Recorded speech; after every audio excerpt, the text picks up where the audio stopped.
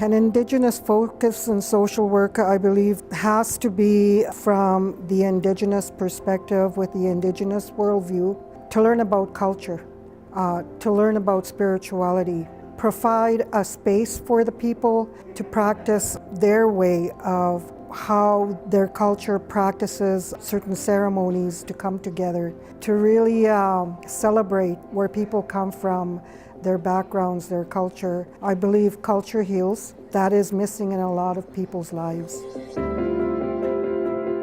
It's imperative that we begin to acknowledge that we have to have Indigenous content in our schools and universities, elementary schools, from the ground up, because it's about the First Nations people, it's about the first people of this land, and we need to ensure that we are doing things that are respectful, honoring the culture, the ceremony, the languages. The exciting part about ACSW right now is the renewed commitment. We had a resolution at the AGM in 2016 to talk about and to work towards the 94 calls to action from the Truth and Reconciliation Commission, and we've started that work, and it's very exciting, and I'm proud to be a part of the college because of the renewed support and commitment to making those changes.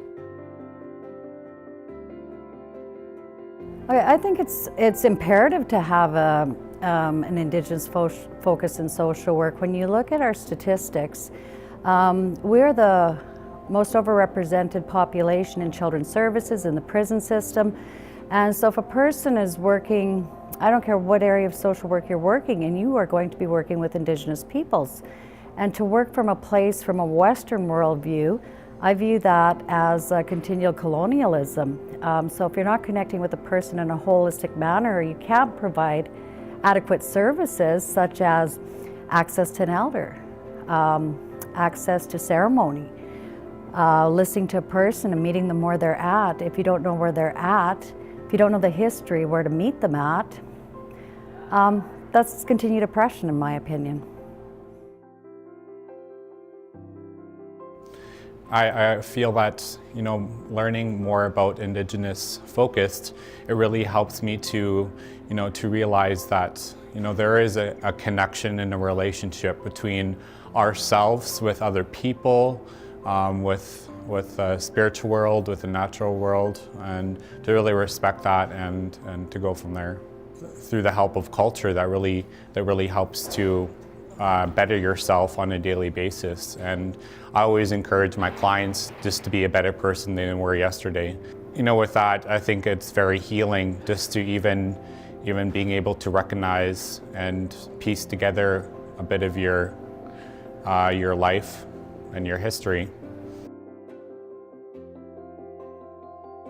Without an identity, without any knowledge of who you are as a people, without knowledge of the traditions, the spirituality, you don't really have anything.